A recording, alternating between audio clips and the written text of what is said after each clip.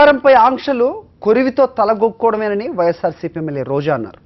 సామాన్యుల దగ్గర ఉన్న బంగారానికి లెక్కలు అడుగుతున్న మోదీ ముందు తన తల్లి వద్ద ఉన్న బంగారానికి రసీదులు చూపాలని డిమాండ్ చేశారు. బడుగు జీవులను వదిలి బడాబాబులపై మోదీ సర్కార్ దృష్టి సారిస్తే మంచిదని రోజా సలహా ఇచ్చారు. చంద్రబాబు వెంకయ్యనాయుడు ఇళ్లలో మూలుగుతున్న నగదు బంగారానికి లెక్కలు అడగాలన్నారు. తిరుమల శ్రీవారిని దర్శించుకున్న రోజా ఆలయం వెలుపల మీడియాతో మాట్లాడారు.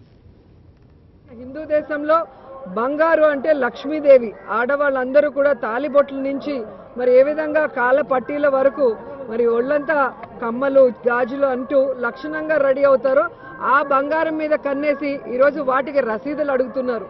నేను మోడీ గారిని ఒకటే అడుగుతాను, మీ తల్లిగారి దగ్గర ఉన్న నగలకి మీరు రసీదులు ఇవ్వగలరా? మరి అనాదిగా వస్తున్న నగలన్నిటికీ కూడా ఇప్పుడు మీరు బిల్లులు ఇవ్వాలి అంటే ఎక్కడి నుంచి వస్తాయి?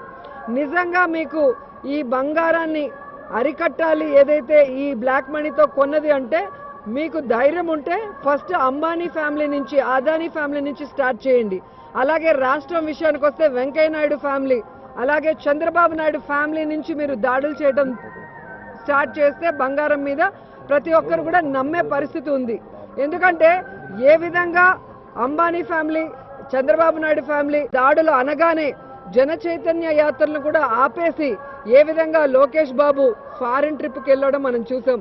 అంటే వాళ్ళ ఫంక్షన్స్లో మీరు కళ్ళారా చూసుంటారు ఏ విధంగా డైమండ్ నగల నుంచి బంగారు నగల వరకు దిగేసుకున్నారో. మరి అవన్నీ దాచుకోవడానికి వెళ్ళినట్టున్నారు అనేది సందేహం లేని విషయం. ఎందుకంటే ఈరోజు లోకేష్ బినామీ అయిన ఎరపతి శ్రీనివాస్ కూతురు పెళ్లి ఏ విధంగా హాయిలాండ్లో ఘనంగా జరిగిందో చూసాం, కోట్లాది రూపాయలు వెచ్చించి.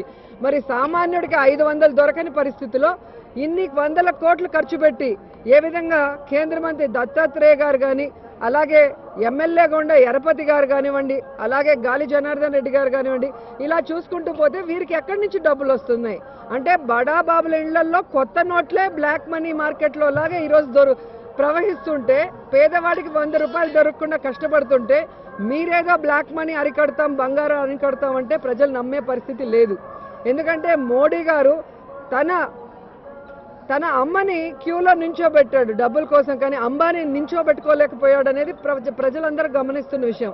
అందుకే మీ చుట్టూ ఉన్న వాళ్ళు, మీ పార్టీలు, మీకు అనుబంధ పార్టీలైన తెలుగుదేశం పార్టీ లాంటి ముఖ్య నాయకుల ఇళ్లలో మీరు కనుక ఫస్ట్ ఈ బంగారం మీద కనుక దాడి చేసి తర్వాత సామాన్య ప్రజల ఇళ్ల మీదకి వస్తే ఖచ్చితంగా సహకరిస్తారేమో కానీ